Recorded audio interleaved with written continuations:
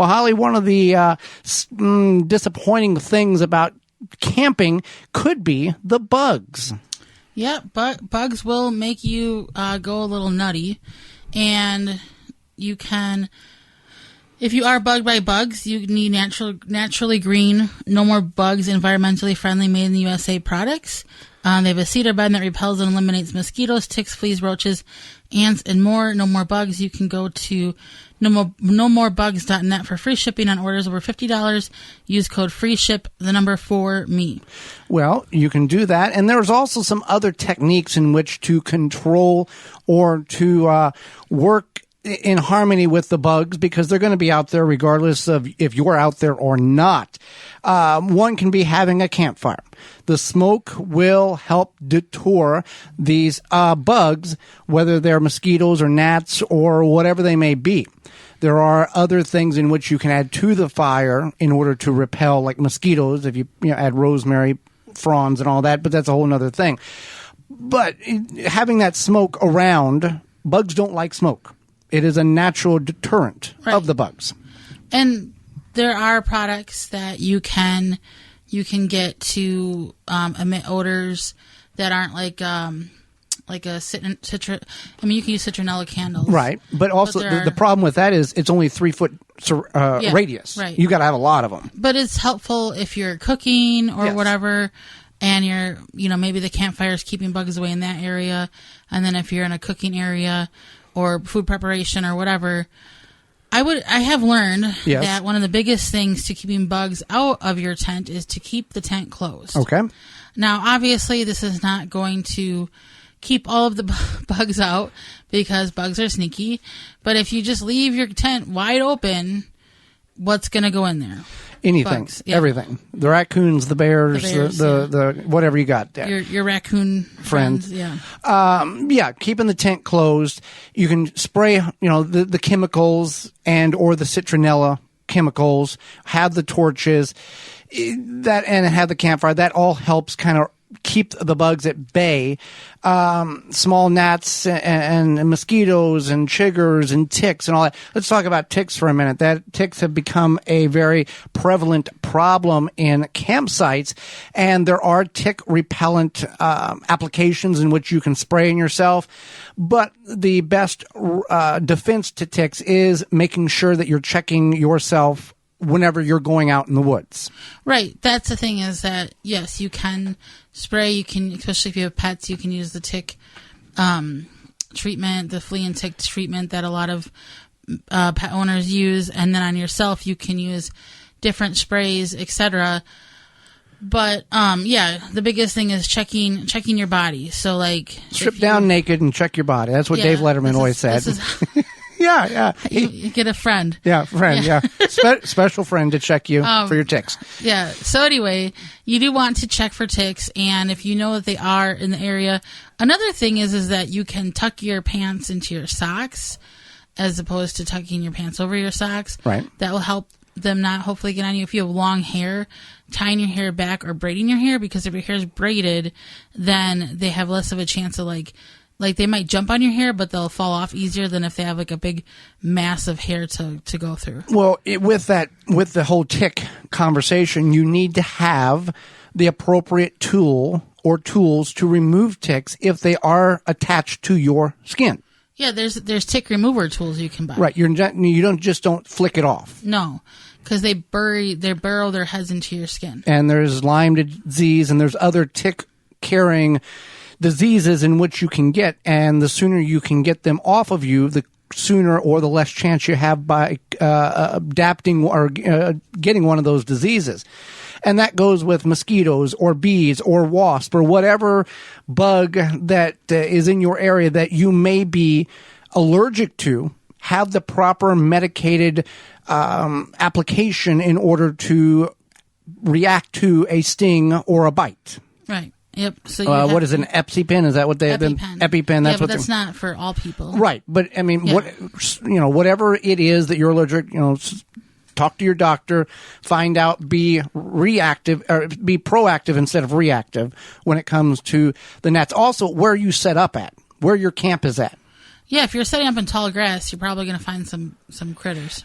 And sometimes on a public campsite, the state forests are pretty good about having these campsites not in a swamp or a bog, having, somewhat manageable.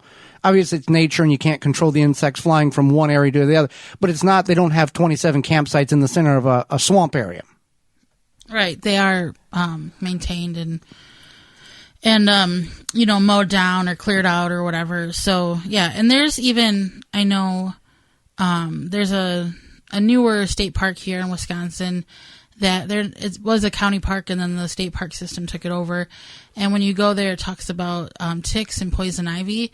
And I'm sure that because it just hasn't been maintained, so that makes that population of both those things increase. Right. And with in public, if you're camping on private land, your own land, this doesn't apply. But if you're camping on public, state, whatever it is, if you stay in the areas in which is designated for you to stay on the trail or the campsite and you're not wandering through the brush, the likelihood of some of these getting on you is limited. Right. Yeah, absolutely. So that's another thing is you want to stay on trail. And you probably have seen people go off trail, but there's many reasons to stay on trail. One is because of the bugs and the ticks. The other is because when you go off trail, you are disturbing that natural ecosystem. If you are close to any sort of like cliff or waterway, you could be creating more erosion. And so that's why you want to stay on trail for many reasons. So, yeah, you want to do that. Other things that you want to be, aware of is what, Holly, when it comes to bugs in your campsite. You just be aware of what kind of bugs that you probably will encounter.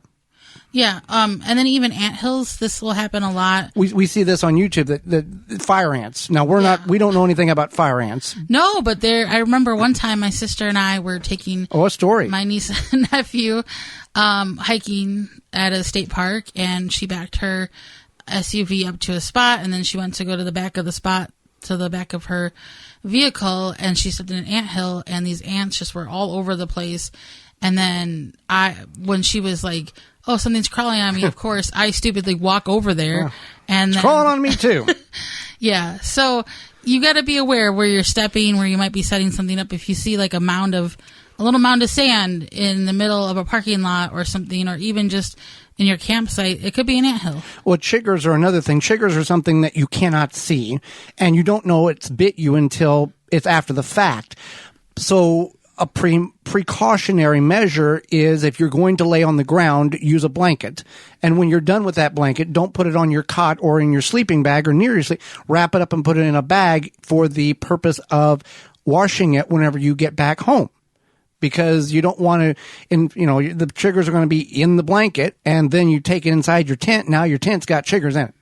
And chiggers are, if you're not familiar, they're a very tiny bug that bites you, and you don't know that they've bit you until about a day later when every pore, your legs are just covered with little bumps, and it's red and itches really bad. It could just be one area. Yes. Yeah, so I remember I had chigger bites on my ankles from some hike I took, and it itches like crazy. Keep your food covered or dispose of your food properly after the meal. That will lessen the bugs as well. Right. That's another thing is that flies are a bug. Yeah, flies.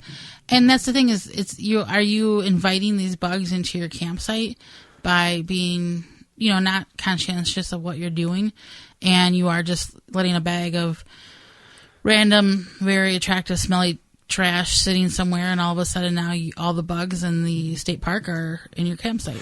And the other campers appreciate that because they're not in theirs. Now, people, and I've seen this where people bring like a bug zapper. This is unnecessary. If you're going to go camping in the intentions of bringing a bug zapper because you don't like the bugs, camping might not be the hobby that you should be having. Right. No, it's true. If you don't fly swatter, I get.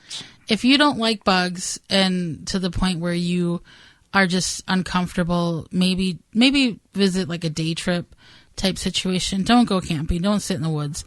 It is not, even if you have I think like an RV or something, and you can go inside, you're still going to deal with the bugs when you're sitting outside.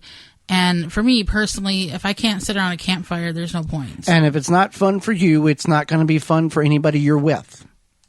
Right, because you're probably going to be complaining and miserable and blah, blah, blah. So keep these thoughts in mind when you go camping, however you're camping, public, private, tent, camper, RV, whatever the case is. And I guess the biggest takeaway is if you are allergic to something that's in your area that you're going to potentially be bit by, have the proper reactionary medication that is needed to stop a severe reaction from that insect or bug, so you don't have to spend the night in the hospital or worse. Right. And I would agree if your EpiPen or whatever is not useful to you if you don't have it on you. Right. And as well, like an inhaler and all that other stuff. For more information, please visit thewisconsinvegetablegardener.com.